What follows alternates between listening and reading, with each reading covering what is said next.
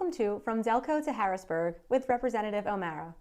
My name is Morgan Dougherty, and today Pennsylvania State Representative Jennifer O'Mara is here with us.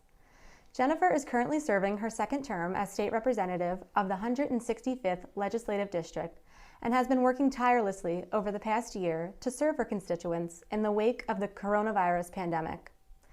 Today, we will discuss the COVID-19 vaccine rollout in Pennsylvania, as well as the challenges that surround it. We will also touch on the most recent federal stimulus package and what it means for Americans. Hi, Jennifer. Thank you so much for being here today. Hi, Morgan. Thank you very much for having me. Of course. So we'll get right into it. Tell me a little bit about what this past year has been like for you and how the pandemic has made you switch your priorities within your position as state representative. It's a good question. Our jobs changed immensely after almost the year anniversary we're approaching as we film this week. We started immediately working on getting people the right information because we realized at the beginning that there was sort of information overload and people weren't sure where to go to find out updates on the state, current coronavirus numbers, things like that. So since March, I want to say 13th or 14th of 2020, we've been doing daily COVID-19 updates on my social media. We also have sort of shifted in the district office from doing outreach events to instead handling a lot of incoming calls. At the beginning, it was people who were scared and concerned and wanted to know what was happening. It quickly turned into a lot of unemployment claims and other issues with state agencies, especially as PennDOT was closing and reopening with people getting their driver's licenses and things like that. And now we're really focused on the vaccine rollout. In terms of my priorities, a lot of them have sort of remained the same, right? I've always been an advocate of mental health, and I think the coronavirus pandemic has really highlighted why it is so important that we continue to work towards expanding mental health care. Public education has always been a top priority for me, and throughout the COVID-19 pandemic, we've been trying to figure out how to make sure schools were safe. And now we're trying to make sure kids can go back into school as their teachers get vaccinated and we go back for more face-to-face instruction. But in terms of COVID-19 relief, that is something that now I'm really focused on that before the pandemic, we didn't know we had to focus on. So it's sort of heightened some of my priorities and shifted them. So we're focusing on economic relief for families, for workers, and for municipalities, and for the state in general. There's a lot of budget questions that have arisen after this pandemic started. Absolutely. And you need to touch on that amount of people that are reaching out to you for unemployment benefits and having trouble reaching out to unemployment to get their benefits. And the most recent federal stimulus package was just passed recently. Can you tell us what's included in that and what Americans can expect when they can expect to receive their checks? Yeah, of course. The American Rescue Plan is one of the largest anti-poverty bills that we have ever seen passed in modern day government. And there are a lot of good things that are going to come directly to Pennsylvania. On unemployment, we know that PUA and PEUC has now been extended through September 6th at a $300 a week rate. That's great news for my constituents because the expiration date was quickly approaching and people were scared about what was going to happen. In terms of direct relief, the $1.9 trillion is trickling down to Pennsylvania, so we're going to see $7.2 billion for the state. We're going to see $5.6 billion for counties and cities. We're going to see $100 million come to PA for capital infrastructure, $5 billion come to PA for education. And there are also different investments for LIHEAP, for example, low-income energy assistance and renter assistance and mortgage assistance for homeowners who are struggling. And plus direct stimulus payments of $1,400 per person, depending on your income threshold for a family. So it's going to be direct relief into people's pockets and also direct relief to our counties, our municipalities, and to the state. So it couldn't come at a better time as we're facing the budget in Pennsylvania. It's due on June 30th. And as municipalities are trying to figure out how to make their budgets for 2021 work after the hit that they took in 2020.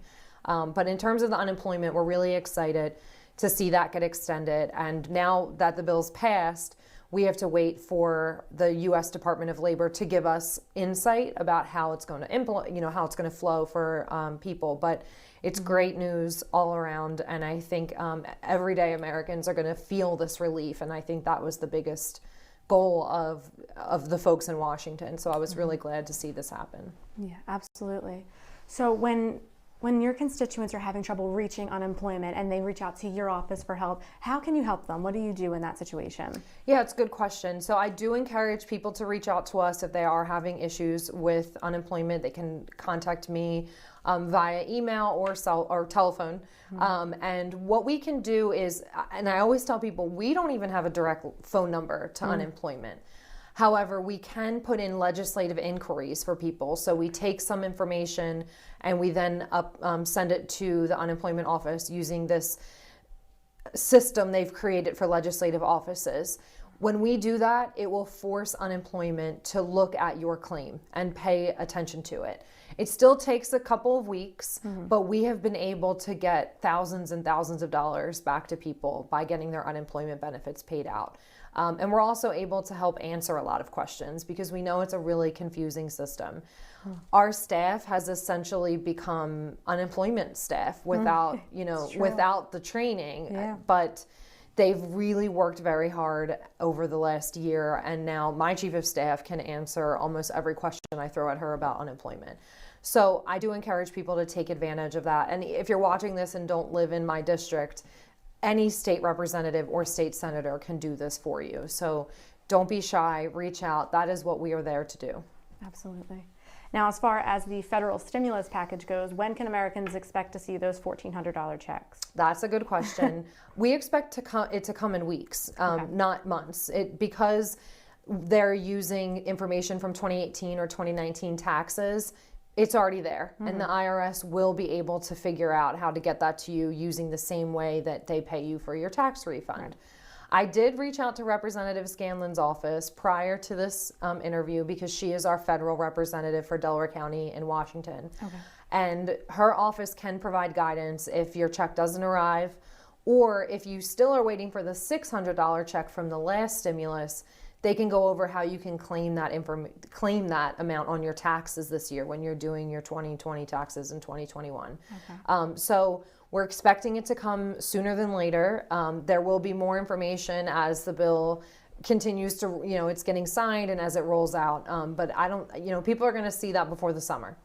Great. And you did mention that one of your biggest priorities at the moment is the vaccine rollout. Yes. Can you tell us how that is going and some of the challenges that you seem to be facing? Yeah. The vaccine rollout has been a challenge for every state, to be clear. Pennsylvania has its own issues, and we are trying to work through them.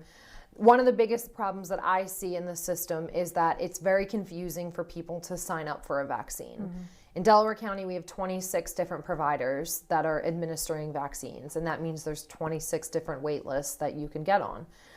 If you're a senior citizen, for example, who isn't using a computer, you have to rely on your phone, and that's also confusing. One of the things I've tried to do to address that is introduce legislation that would create a statewide registration system for the vaccine. So it could be one place that you sign up. You can sign up for yourself and your family, note any medical issues that you have, and how far you're willing to travel to get the vaccine. And then the nice thing about our bill and the way we've designed it is once you're vaccinated, you come right off the list and we can continue moving down. Okay. Our bill has been introduced. We've had bipartisan co-sponsors.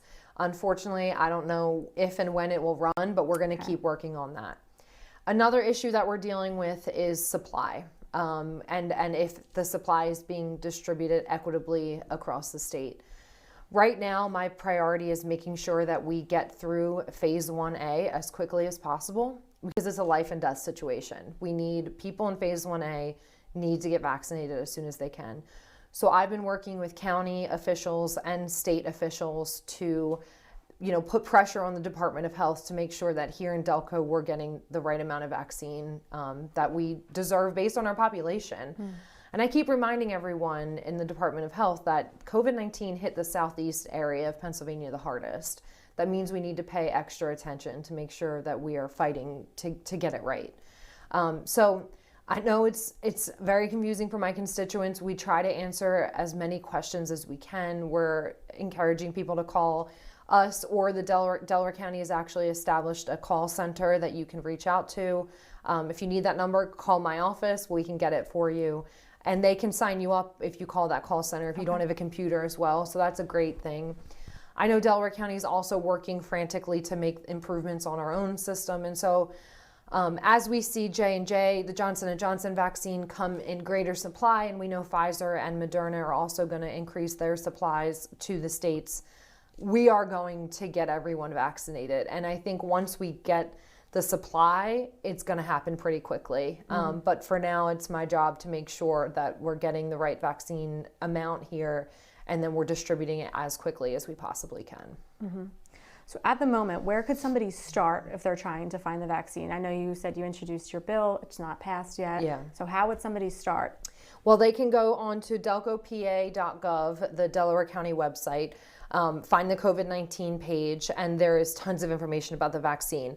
There is a list of all the providers in the county on that website, so you can contact any of them directly. It provides phone number and website on one nice comprehensive list. Or you can register with the county using the Chester County Health Department's registration form that they've created for us. But you can find all of this at delcopa.gov, or you can call my office and we can direct you to those resources. Okay, great. So for you personally, obviously you've dealt with a lot this past year. What has been your biggest challenge?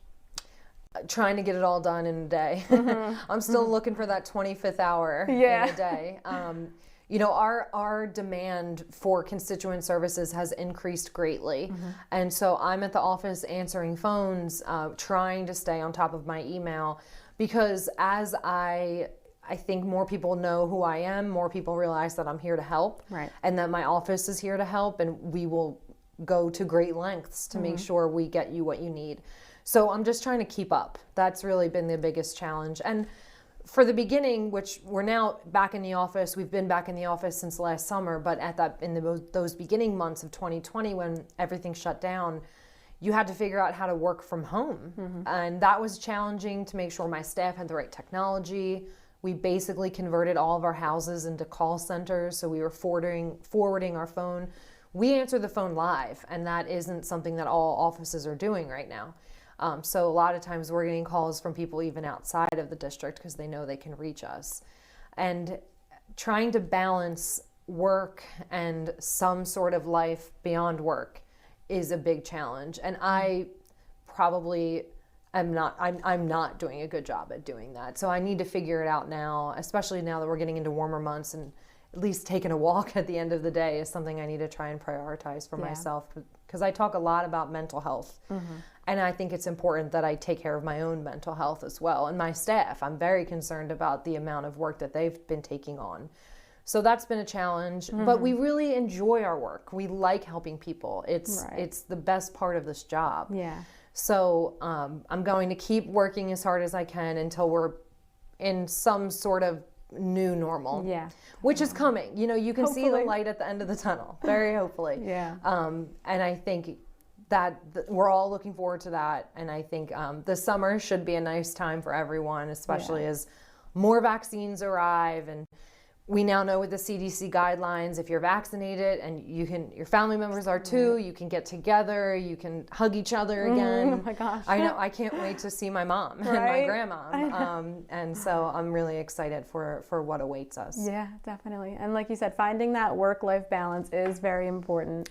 Everything that you're doing and continue to do is extremely appreciated by everyone, I know for sure.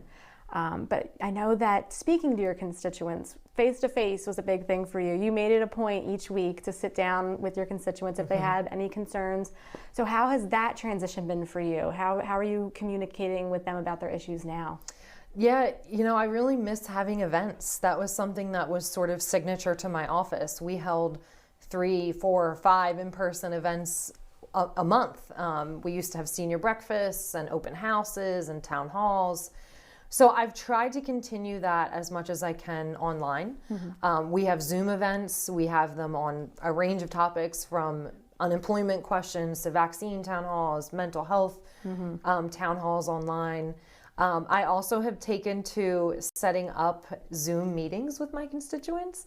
And I think some of them, like, they'll reach out to me, they want to talk about an issue, and they expect a phone call. And instead, I'm offering a Zoom meeting. Yeah. And I think they've been pleasantly surprised that I'm willing to do that. And it's nice to still connect with people. I also make it a point every day to call senior citizens on their birthday to wish them a happy birthday. That's so sweet. It is. It's a nice way to stay connected. Yeah. For some seniors, they say I'm the only person that called them. Those calls always break my heart. Yeah. Or they say it's the first time an elected official ever did that, Right. and they're very excited. Yeah. But we have found casework by doing that. You know, during the height of the pandemic, I found seniors that needed masks, or seniors that needed food, or I've found a senior who needed help with their child or their grandchild's unemployment. You know, you never know what you're going to find when you call people like that. So I've made a point of doing that. I've barely missed a day over the last year. Yeah. And I also am very responsive on email. I read my emails. I try to write back as quickly as I can to all of them. And I'm very present on social media. Between Facebook, Instagram, and Twitter, I manage them. I get the messages, the DMs, the Instagram messages, and I try my best to keep on top of them and reply back to people. And sometimes I think they're surprised that it's me answering. Yeah. But I think it's really important that I continue that line of communication with my constituents. I also send e-newsletters every other week. So if you live in my district and you're not getting them, you can sign up on our website. And I send out hard copy newsletters about 3 to 4 times a year. And I try to make sure they are as informative as possible, sharing information and keeping people up to date with resources that are available. Okay. How would you say it's been different pre-pandemic from today to how people are reaching out to you and what they're asking about when they reach out to you? Well, I think before the pandemic, we typically heard from people about PennDOT issues or utility issue, or, you know, they needed help with getting their real ID, getting their birth certificate, getting prepared for things like that. Now, I think, and we weren't busy every day. You know, there were lulls in the week. Now we're busy every day, 9 to 5. We're usually working after 5 to stay up with the demand. And people are generally calling us about unemployment and COVID-19. They're the two topics we hear. I mean, we still get some PennDOT issues. We still get some one-off other issues. But I think we have become a big source of information for people. Unfortunately, one of the downsides of the pandemic, and I think sort of the volatile political year that we had in 2020, is people are not very nice anymore. And I'm okay with it. You know, you can put your ire at me and I'll take it. But my staff, you know, they're having a hard time. Yeah. And so I keep reminding folks, like, be nice. Be nice. We will help you. We will try and get you all the information that we can, but there's no need to be as aggressive or rude. Definitely as not. yeah. You're not going to get anywhere with that kind of attitude. No, and it's not everyone, Right. you know, and a lot of times it's not even people who live in my district, right? It's because I'm on different committees, like I'm on a labor and industry committee, so there was a bill that we were having a hearing on, and we were getting hundreds of calls, and none of them were from our county even. They were from all over the state. So we're having a hard time sort of figuring out who's our constituent, who isn't. Right. We need to do a better job of that.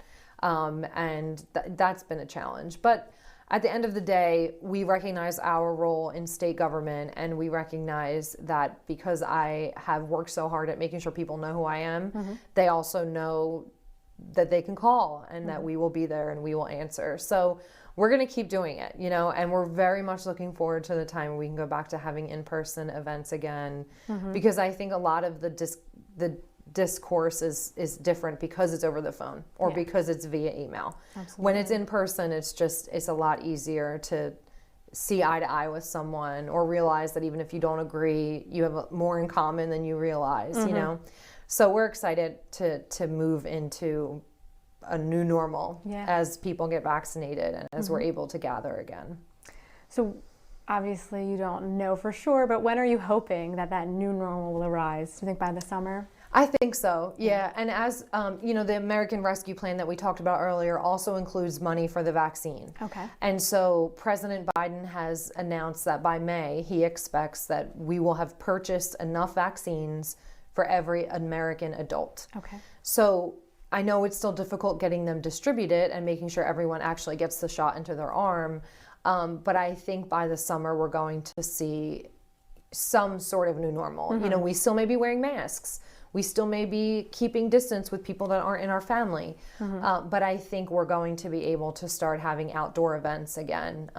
Last summer during COVID-19, the height of it, I was able to do an outdoor town hall, and we spread the chairs out, and we did it at night when it was cooler. And I think if we're inventive or innovative, I should say, we'll be able to start doing things like that again. I hope so. Yeah.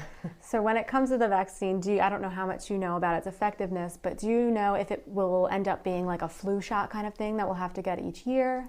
That's a question I haven't been able to get a clear answer yet.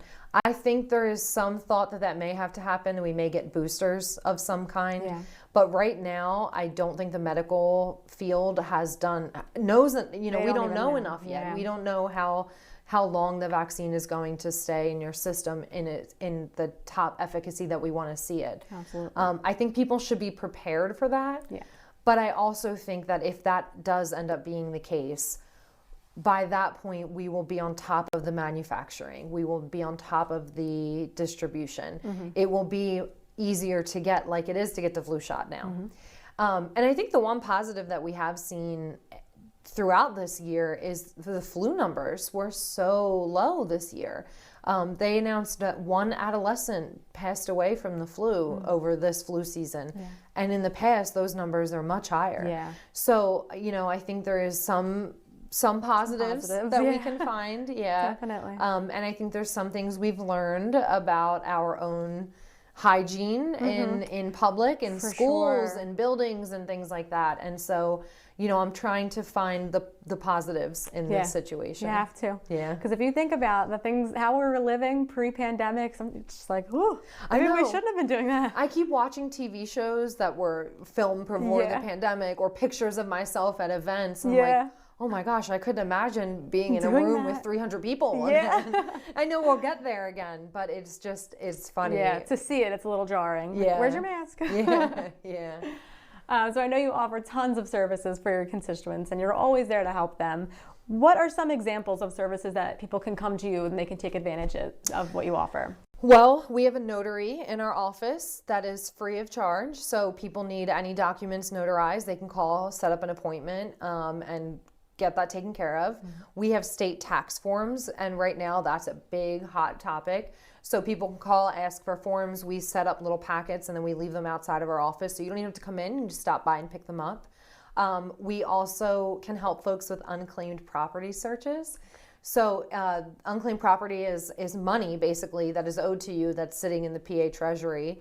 And it comes to you from, overpaying an account or having a refund you never picked up from a bank or things like that. And so we can search the system, help you apply for it.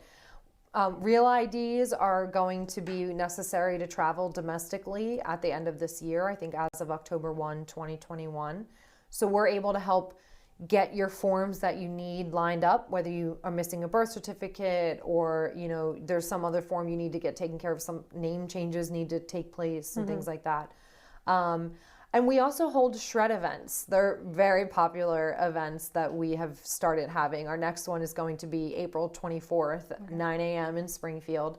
And people drive through, they get rid of their paper shred. We also take old prescription drugs that the DA has a safe take back program. And when we can, we provide electronic shred as well. So people can bring old phones and laptops and things like that. We don't have the electronic shred in April because it's a very popular service and they were booked. But we're going to get them back again throughout the year and continue to hold those events. And then I think, the last thing I would mention is if you need help with Medicaid or any of the state health insurance programs, we're able to help answer your questions or get you connected to the right people that can help you. Great. Yeah, those are all great services. So my last question for you, what is one thing that you learned as a leader over the course of this past year? Because you really had to step up and be innovative. I think the one thing, that I learned that I will hold on to is that it's important for me to stay calm and stay level-headed no matter what's going on, because people are looking to me for hope and to know that things are going to be okay, even when we don't know if they're going to be okay. And so that's been something that I think my staff and I have really taken to heart.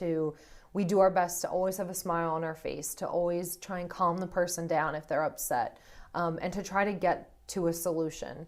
But to continue to show people that things are going to be okay. We just have to stay in this together and help our neighbors as much as we can, and not be afraid to ask for help when you need it. And that's something I've been trying to also really drive home for people. It's okay to need help. It's okay to ask for it. And we're going to be there to help you as much as we can. Yeah, absolutely. Very important stuff. If anybody needs to learn more information about Representative Jennifer O'Mara, you can reach her at her website and find information and her contact information. So thank you so much for being here today with me, Jennifer. Of course, my pleasure. We covered a lot of important topics, and there are much more important topics to cover in the future, so we look forward to having you back soon on our next episode. Please join us then.